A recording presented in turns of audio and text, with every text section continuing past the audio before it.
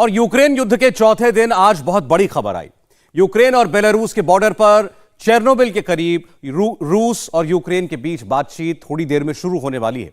इधर दिल्ली में प्रधानमंत्री नरेंद्र मोदी की हाई लेवल मीटिंग स्टार्ट होने वाली है और बस कुछ ही मिनटों बाद प्रधानमंत्री हाउस में बैठक शुरू होगी।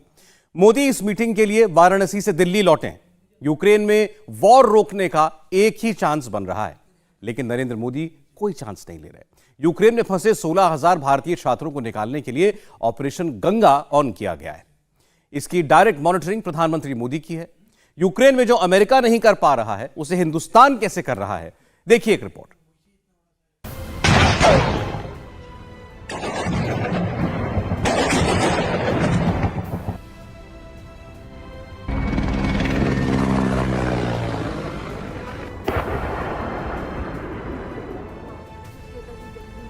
यूक्रेन की राजधानी कीव वॉर जोन के सेंटर में है।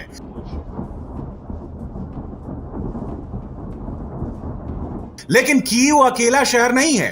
यूक्रेन के 3 शहरों में जबरदस्त बमबारी चल रही है। जेलेंस्की और पुतिन की सेना आमने सामने है। धरती पर संग्राम छिड़ा है तो आसमान में महासंग्राम चल रहा है।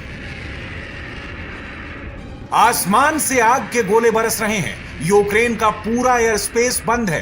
24 फरवरी से ही समूचा यूक्रेन सिविल फ्लाइट्स के लिए नो फ्लाई जोन बना हुआ है। यूक्रेन के ऊपर रशियन फाइटर और बॉम्बर का डोमिनेंस है, तो यूक्रेन के फाइटर प्लेन और अटैक हेलीकॉप्टर भी मुकाबले में डटे हैं। दोनों ओर से मिसाइलें चल रही हैं, रॉकेट दागे जा रहे हैं। कीव इंटरनेशनल एयरपोर्ट पुतिन की हिट लिस्ट में टॉप पर है। मिसाइल, बम्बर और अटैक हेलीकॉप्टर से कीव एयरपोर्ट को टारगेट किया जा रहा है। पुतिन ने अपनी आर्मी को जैसे ही यूक्रेन पर हमले का ऑर्डर दिया, सबसे पहले कीव एयरपोर्ट को ही निशाना बनाया गया। इंटरनेशनल एयरपोर्ट के आसपास की इमारतें खंडहर बन चुकी हैं। यूक्रेन के दूसरे बड़े शहरों के एयरपोर्ट भी बंद हैं। युद्ध क्षेत्र में कोई भी फ्लाइट ले जाना खतरे से खाली नहीं है। इस वॉर जोन में एक ही देश की फ्लाइट उतरी। महायुद्ध के मैदान में एक ही देश ने अपनी सिविल फ्लाइट भेजी। यूक्रेन के 100 से ज्यादा देशों के लोग फंसे हैं। अमेरिका भी वहां फंसे अपने नागरिकों को निकालने की हिम्मत नहीं कर रहा। उस देश से अपने नागरिकों को निकालने का काम हिंदुस्तान कर रहा है। भारत माता की जय। वंदे मातरम, वंदे मातरम, वंदे मातरम।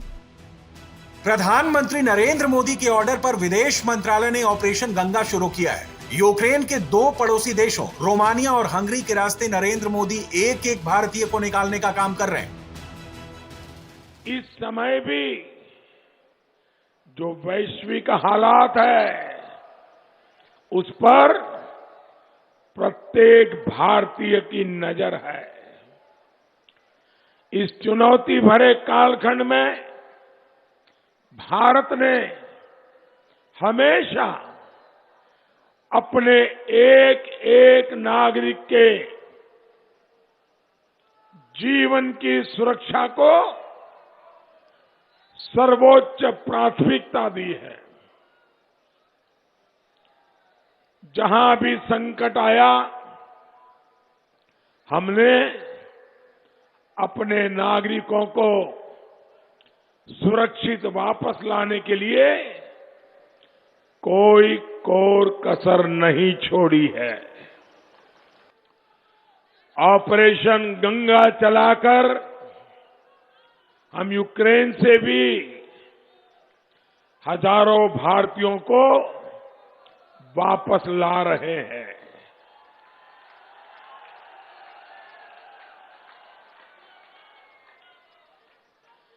हमारे जो बेटा बेटी अभी भी वहां है, उनको पूरी सुरक्षा के साथ अपने घर पहुंचाने के लिए सरकार दिन रात काम कर रही है। मोदी का कमिटमेंट है, दुनिया के किसी भी कोने में यदि एक भी भारतीय फंसा होगा तो उसे सुरक्षित भारत लाया जाएगा। रोमानिया के बुखारेस्ट से 198 भारतीय नागरिक दिल्ली पहुंच चुके हैं। हंगरी के बुडापेस्ट से 240 भारतीय छात्रों को लेकर एयर इंडिया की फ्लाइट दिल्ली आ चुकी है। बुखारेस्ट से 219 भारतीयों को लेकर एयर इंडिया की एक और फ्लाइट मुंबई पहुंच चुकी है। ये भारत की महाशक्ति बनने का प्रमाण है। इंडिया का पासपोर्ट पहले कभी इतना ताकतवर नहीं रहा। मोदी ने इम्पॉसिबल को पॉसिबल कर दिया है। नरेंद्र मोदी दुनिया के इकलौते लीडर हैं जो रूसी राष्ट्रपति व्लादिमीर पुतिन से भी बात कर चुके हैं और यूक्रेन के राष्ट्रपति जेलेंस्की भी मोदी से मदद मांग चुके हैं। रूस सुरक्षा परिषद में भारत के इंडिपेंडेंट अप्रोच का कायल है, तो यूक्रेन को भी मालूम है कि युद्ध खत्म कराने में नरेंद्र मोदी का रोल बहुत अहम होने वाला है। प्रधानमंत्री नरेंद्र मोदी ने अपना गोल क्लियर कर रखा है। पहले भारतीयों की जान बचाएंगे, फिर दुनिया को युद्ध से बाहर निकालेंगे। यूक्रेन में महायुद्ध शुरू होते ही नरेंद्र मोदी ने ऑपरेशन गंगा का पूरा प्लान रेडी कर लिया। कीव में भारतीय दूतावास को एक्टिव रखते हुए मोदी ने रोमानिया और हंगरी में भारतीय दूतावासों को सुपर एक्टिव कर दिया। यूक्रेन में वॉर का सायरन बजते ही उसके पड़ोसी देशों ने अपने अपने बॉर्डर सील कर दिए, लेकिन भारत के लिए रोमानिया और हंगरी दोनों ने अपने बॉर्डर खोल दिए। कीव से भारतीय छात्र बसों के जरिए बॉर्डर पार कराए गए, फिर बुखारेस्ट और बुडापेस्ट से एयर इंडिया की फ्लाइट पहुंच गई। I'm really happy the Indian Embassy, they have helped us a lot to cross the border, and in such a situation they have helped us a lot and hope for the best. I thank to the Indian Embassy Budapest for escaping from the critical situation. अपने वतन पहुंचने पर मोदी के मंत्री airport जाकर भारतीय नागरिकों का स्वागत कर रहे हैं। We assure you कि एक एक नागरिक को वापस अपने मातृभूमि में हम लोग सुरक्षित रख के ही चैन की सांस लेंगे। बहुत बहुत आप लोगों का स्वागत प्रधानमंत्री जी की तरफ से, और एयर इंडिया के सभी क्रू को भी मैं अपने तहे दिल से धन्यवाद देना चाहता हूं कि आप लोगों को लाने के लिए इतनी मेहनत और मशक्कत की। आप सब लोगों का बहुत बहुत स्वागत है। I know now all your family and friends are waiting for you, so let's go and meet them. Thank you very much. Thank you. जय हिंद। यही भारत की ताकत है और इसी ताकत को हमको उन सब बच्चों को देना है जो अभी वहां पे है। और आप सबका तहे दिल से प्रधानमंत्री नरेंद्र मोदी जी की तरफ से बहुत बहुत स्वागत। मेडिकल की पढ़ाई करने वाले भारतीय छात्र बड़ी संख्या में यूक्रेन जाते हैं। महायुद्ध शुरू होने से पहले यूक्रेन में करीब 20,000 भारतीय छात्र फंसे थे। टेंशन के माहौल में मोदी ने वहां 4,000 छात्रों को निकाल लिया। फिर भी 24 फरवरी को महायुद्ध शुरू हुआ तो करीब 16,000 भारतीय छात्र यूक्रेन में फंस गए। यूक्रेन के खार्किव शहर के बंकर में फंसे 40 भारतीय छात्रों का यह वीडियो बताने के लिए काफी है कि युद्ध क्षेत्र में फंस जाना कितना बुरा है। यूक्रेन के एक आर्मी बेस के पास बंकर में फंसे भारतीय छात्र ने वीडियो मैसेज भेजकर मदद की गुहार लगाई। प्लीज हमें बचाओ यहाँ से जितना जल्दी हो सके। हमारे साइड में आर्मी बेस है, हमें लगता है यहाँ पे बहुत डर है, बहुत खतरा है, इसलिए वो लोग सबसे पहले गए हैं यहाँ से, क्योंकि यहाँ पे आर्मी बेस है साइड में और सबसे ज्यादा खतरा यहीं पे है। और हमारी जो इंडियन एम्बेसी वो कह रही है हम तुमको यहाँ से जब निकालेंगे जब आप बिल्कुल सेफ होगे बाहर, बट हमें नहीं लगता हम यहाँ अंदर सेफ है। हम जब तक बाहर नहीं जाएंगे हम बिल्कुल सेफ नहीं है। अगर आप हमें यहाँ से नहीं निकाल पाए तो हमें लगता है या तो हम उनकी मिसाइल से मरेंगे, हम यहाँ भूखे मर जाएंगे। यूक्रेन में युद्ध शुरू होने के बाद ऐसे वीडियो आए तो मोदी के सियासी विरोधियों को मौका मिल गया। राहुल गांधी ने लिखा कि देश को एक्शन चाहिए, मगर प्राइम मिनिस्टर सिर्फ डिस्ट्रैक्शन कर रहे हैं।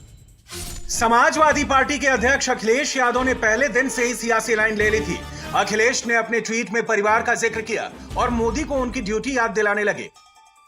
नरेंद्र मोदी ने तो 24 फरवरी को ही ऑपरेशन गंगा लॉन्च कर दिया, जिसका नतीजा 3 दिनों में दिखने भी लगा।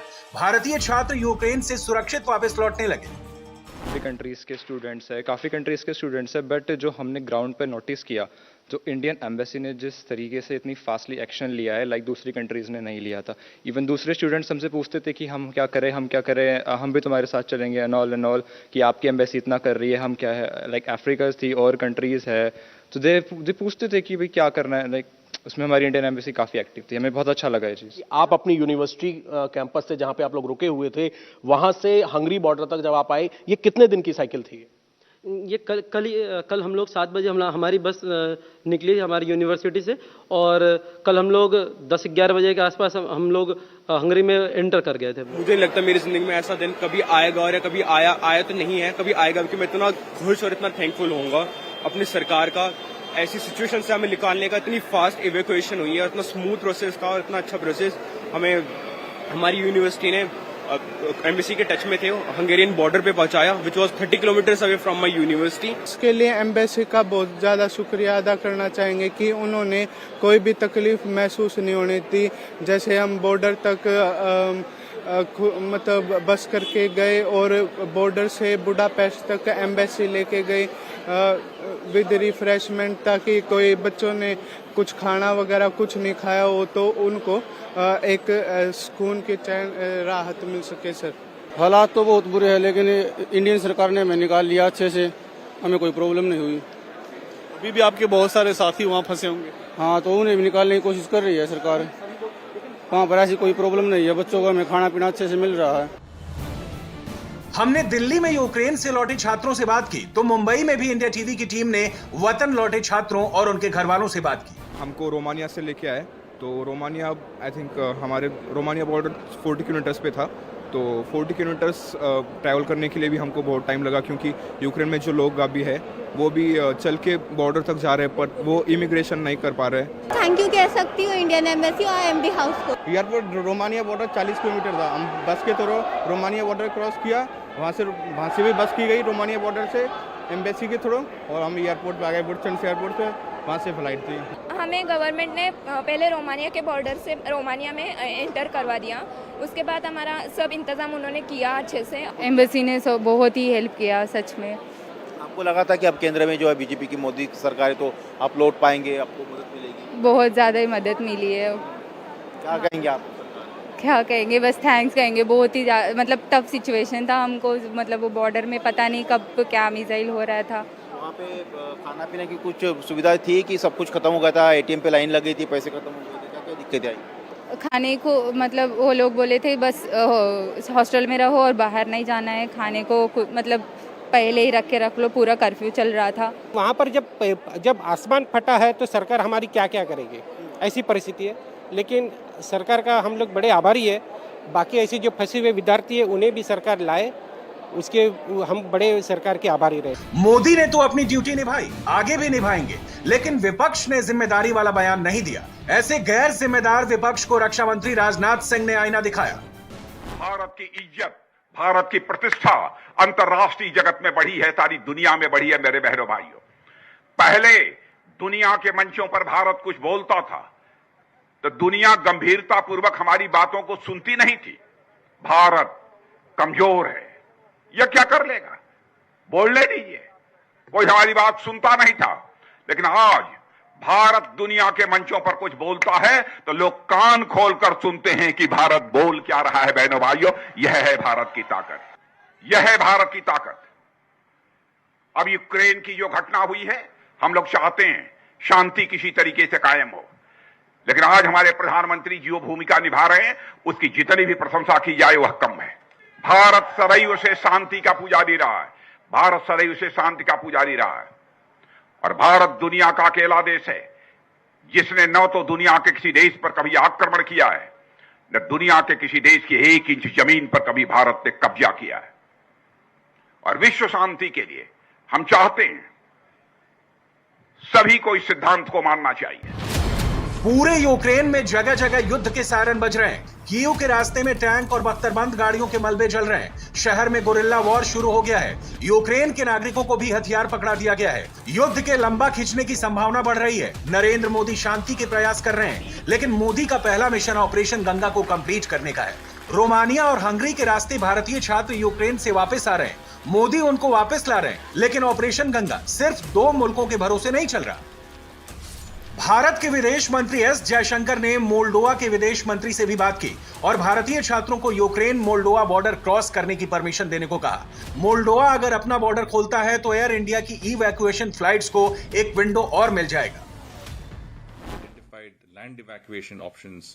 यूक्रेन में युद्ध शुरू होने और एयरबेस बंद होने के बाद हमने उसके 4 पड़ोसी देशों से सड़क के रास्ते अपने नागरिकों को बाहर निकालने की योजना बनाई। ये देश है हंगरी, पोलैंड, रोमानिया और स्लोवाकिया। इन सभी देशों के साथ बॉर्डर क्रॉस करने की जगह चिन्हित की गई। विदेश मंत्रालय ने वहां रूसी भाषा बोलने वाले अधिकारियों को नियुक्त किया। कीव के दूतावास में 24/7 काम करने वाला कंट्रोल रूम बनाया गया। ऐसा ही एक कंट्रोल रूम दिल्ली में बनाया गया है। ऑपरेशन गंगा के तहत अब तक करीब 1000 भारतीय नागरिकों को रोमानिया और हंगरी के रास्ते निकाल दिया गया है। इनके अलावा करीब 1000 और छात्रों को बॉर्डर पार कराकर उस जगह पहुंचा दिया गया है जहां से उनको वापस लाना आसान होगा।